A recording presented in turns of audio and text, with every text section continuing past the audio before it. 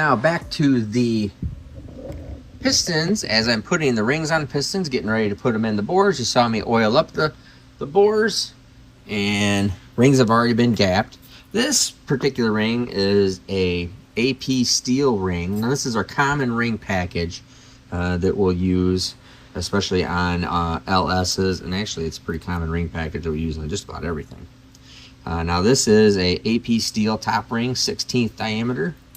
This is a 16th Napier back cut. Actually both rings are actually back cut. This is, I think this is probably 211 and this is like 185. That is a radial wall thickness. So vertical thickness, radial wall thickness. And gap these at 28 and 30. So 30 on the second ring, 28 on the top ring. I do not use zero gap rings. If you want to know why, you have to go over to my Steve Tech videos on my playlist, and I'll give you a whole rundown on piston rings and what we do and why we do it in the boosted world, not NA, not pro stock, not cup cars, none of those kind of things. Boosted, big boosted stuff. So anyways, I'm gonna put these rings together on this stuff, and then we'll start putting these in the engine, and then move on to camshaft stuff.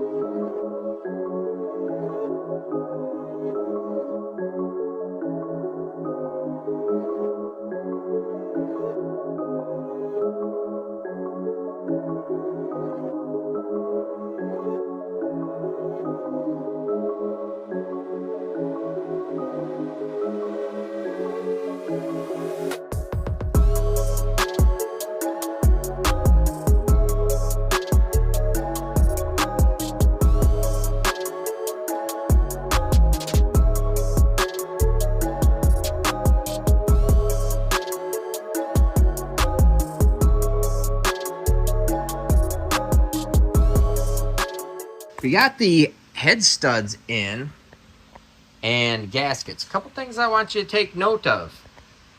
First, 1/8 inch dowel pins, actually 1/4 inch dowel pins, don't go around the stud, the head stud, like normal. So these are corresponding to the head, I'm sorry, to the dowel pin hole in the head. So I put a new set up there, and that's in the gasket too. Notice no water anywhere in this head gasket. And then the primary thing is, notice all the head stud in there. That is cylinder head clampage 101 right there. That is super stout. And that is exactly what we're shooting for now and going for and doing. Just exactly like the SMX. Just this is a smaller version. So this plate all bolts down. This is machined to spec, surfaced together with the block, so everything stays together there, so that all the stack up clearances are all exactly correct. So this sandwiches down. I mean, this thing still torques at 95 pounds. Right here, this inside head stud, 95 pounds. 95 pounds, 95 pounds, 95 pounds, 95 pounds, 95 pounds. All studs torque at 95 pounds. Actually, I might actually, I take that back. I'm actually think I'm going to torque them at like 115. Yeah, I think I'm going to go to 115.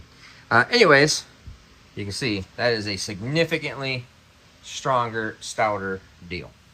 So we're going to put lifters in it, put the other head studs in. The only downfall of this entire thing is it costs more money to put more bigger head studs in it. The head studs cost more money. We're going to put the rest in, put lifters in, put cylinder heads on, and continue on. Oh, and frame fade. This is 2.5 inches of thread engagement that starts 1 inch below the deck surface. So what that is doing is when you have a stud that the top thread is, you can see right there, the threads don't even start until 1 inch down in the bore. So what that does is, since we still have 2.5 inches of thread engagement, but it's all down here, or to look at it out here, it's all, there's no thread engagement right here and up, it's all down here. So it pulls much farther down into the bulkhead. It's much stronger there, and it does not deviate, or does not, deviate's the wrong word, it does not change or pull. It does not change the deck surface or anything near or around the cylinder bore up in here. So when you have short studs, like in an iron block or other people's aluminum blocks, where you know you got this much engagement into the block, and you go, oh sweet, that's cool, and it's all up at the top. When you tighten that top up, it actually pulls a little bit right up here, right at the very top of the hole. It actually pulls and actually makes that the tightest spot that it's clamping, because it's actually pulling the hole up a little bit. Here, it can't pull the hole up because there's no threads right there. They're 1 inch down in the bore. Another thing that just makes this plane out better.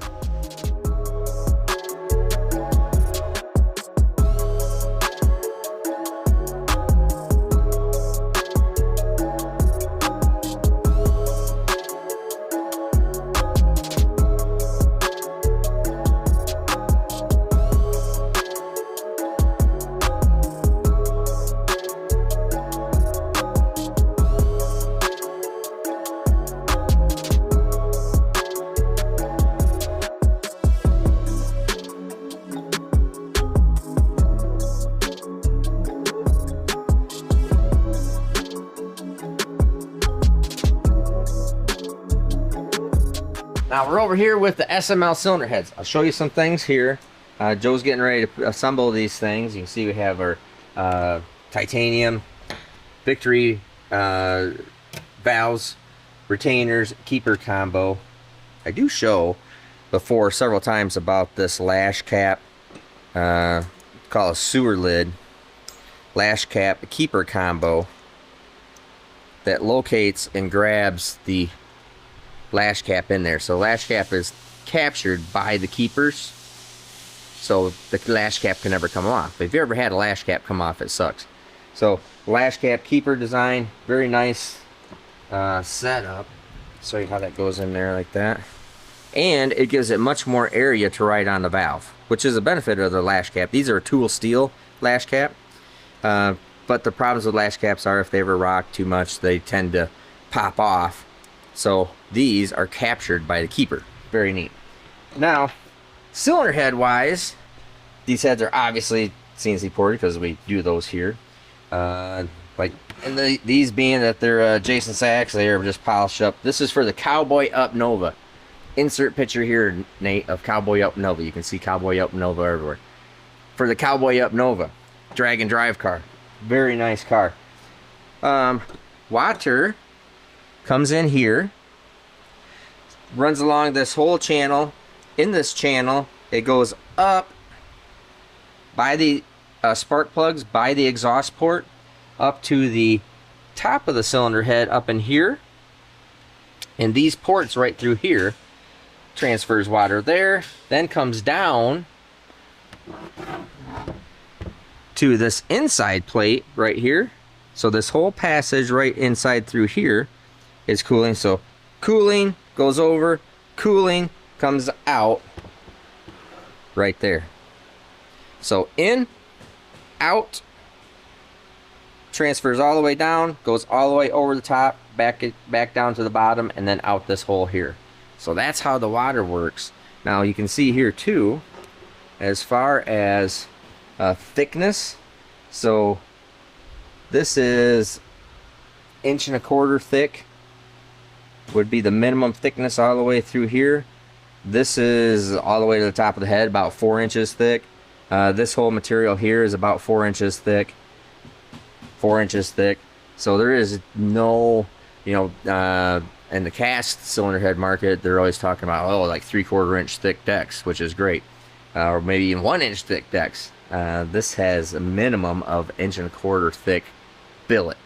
So there's a lot of material here. All this stuff is all made for clamping cylinder head to the block, preventing head gasket failures, so you're able to lean on these things harder. Showing you short block stuff with a bigger crankshaft, overlap on the connecting rod to main journal. All these things that we build for strength, piston pin, shorter pin instead of longer pin, forged side relief piston, all that other good stuff.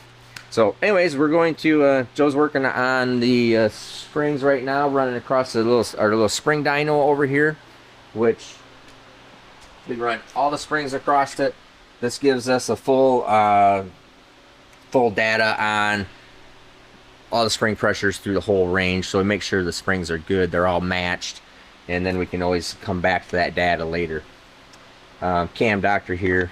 We'll talk about Cam here in a little bit. So anyways, Joe's gonna go back to getting these all, the rest of the springs checked, put back together, or put together, and then these will be ready to go on cylinder head, ready to go on the block, and then we'll double check our push rod clearances for everything, make sure that our push rods are correct.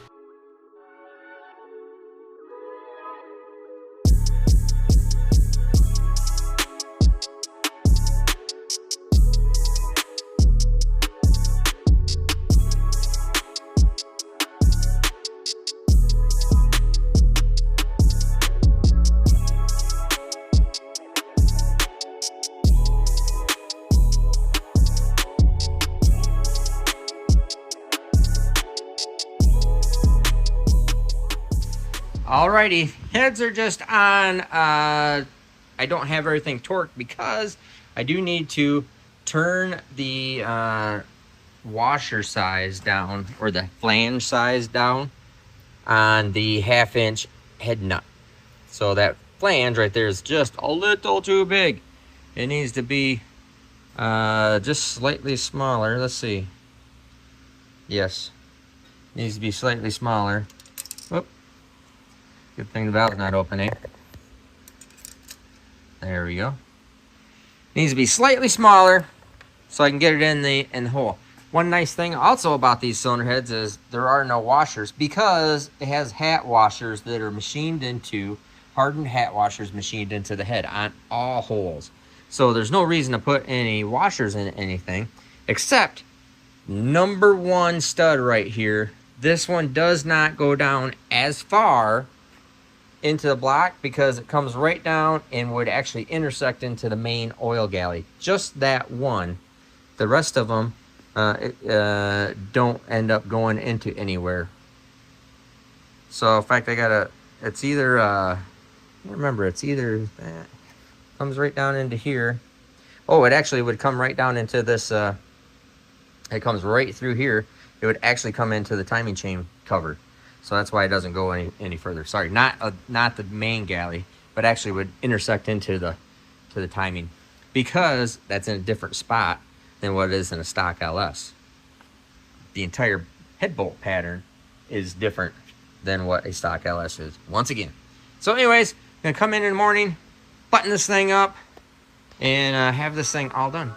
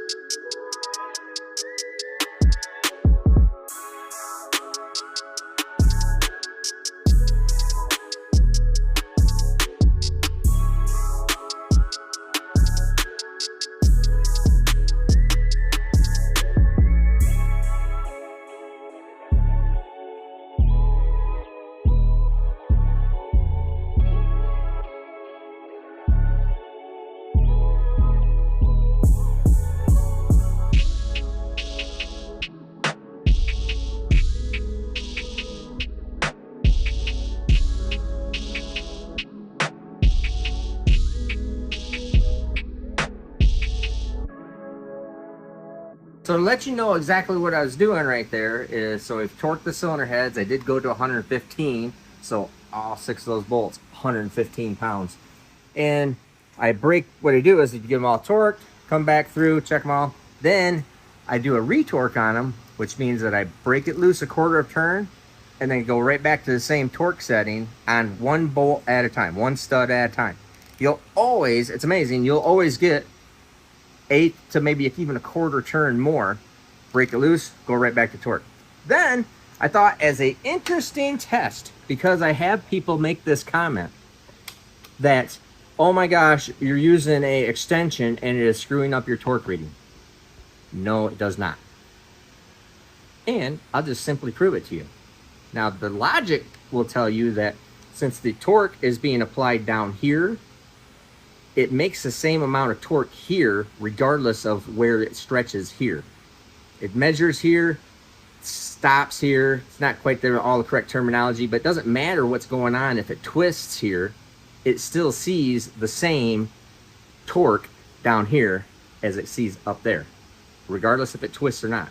Let's prove it out, all right? So the first thing we're gonna do is I'm just gonna loosen this stud, all right? I'm going to go to our 115 pounds. Hear it beep, 115 pounds, all right? The quick, easy test is go to no extension, just a deep well socket. It's right there. But maybe a truer test is, what's the breakaway torque, all right? Breakaway torque. And you know, Kyle had to read this here. 85. All right, that's breakaway torque. So I'm going to go back into it. I'm going to retorque with this socket. All right. Now we're going to break it away with this socket. 81. I wouldn't get hung up on a couple pounds here or there. So now let's go ahead and torque it with this. Here's the extension, 3/8 drive extension. All right. Now, let's break it away. Well, it doesn't matter what you break it away with, but I'll break it away with this. 83. It is negligible. It is the same. So, just thought you'd find that a little bit interesting. So, for all the guys that think you guys want to argue this out, go ahead. But breakaway torque, retorque, you can do this 500 times until you stretch the bolt out and it didn't work anymore. It doesn't matter. That extension, I could have a 2-foot long extension on here. It still makes the same amount of torque down here as what it sees up there, regardless of the twist. Just something I thought you guys would find interesting. Cylinder heads are all torqued on. Wanted to show you the, now this, let me grab the flashlight here. This is the one inside head bolt hole. The other, all these are the inside head bolt hole. Now they're recessed like this because of the coolant passages that all run through this. Now these are access holes into the inside head stud. Let me show you what goes there. Well, here has these plugs right there, and then that one right there has these custom little buggers that I had made from our friends over at Torque Storm, who can do cool little machine work stuff like this. And this thing threads in there. It is a very custom ORB fitting that I had made for plugging these holes and then sitting flush on top of there so the rocker arm stand doesn't hit them. Very interesting deal. So we're going to put valve train on this. Now the next thing you want to look at here too is extremely nice Manton 7/16 push rods. Extended tip because we have a double offset lifter in it. Extended tip. That's a 7/16 straight push rod that we're able to fit in the SMLs. Very cool. This one in particular for Jason, I'm going with the Jessel steel rockers. And we're going to start putting all this stuff on there and start finishing up this whole top half of this engine. So just like normal, everything I got to do is some kind of custom deal.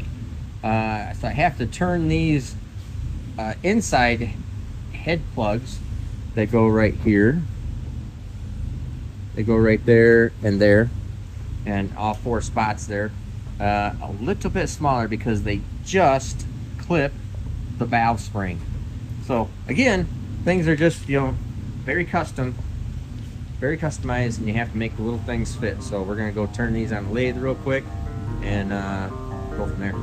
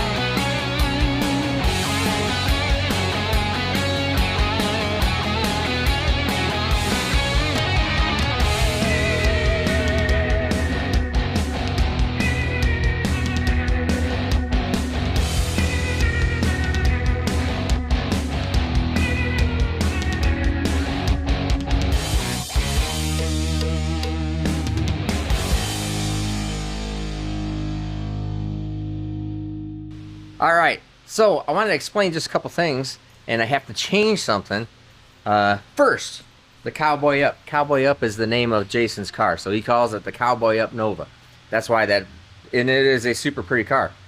What we're going to be doing is I am going to be riding with Jason in the Cowboy Up Nova for Drag Week. So we're going to follow this entire build. Just saw us assemble it. I got to make a change. I'll tell you that in a second. We're going to be dynoing this, then doing the install in the car while Jason's doing the install in the car. He's going to then take it, have the hot side, cold side done. Then we're going to be testing it, and then we're going to be doing Drag Week. So this is a big, long series of all following this Billet SML engine. So super cool. So one of those little stupid things that you do, I'd send him the little bit of a picture of it last night, and he goes, "Hey, you didn't put my daily oil pan on there." That's right, forgot. So take my oil pan off there. I just brain fade, and go to put the daily oil pump or oil pan, the Billet daily oil pan and pump on it, and lo and behold, it doesn't fit either. Because why? Because I've changed everything in this bottom end, and it actually hits the main studs on the cap. So I'll show you what I got to do real quick.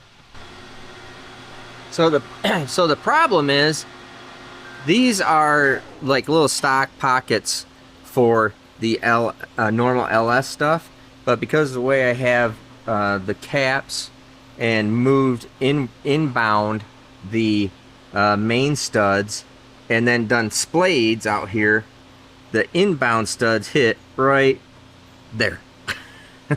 So I gotta pocket these things out so it'll not hit the studs anymore. So just one of those simple things that always takes more time, because we don't just bolt engines together. That would just be an engine assembler. We build engines and we build custom stuff, and there's always something going on. So I'm gonna get this all mounted up in the machine. We're gonna cut these pockets so we can get this the dailies pan to fit on the Cowboy Up SML.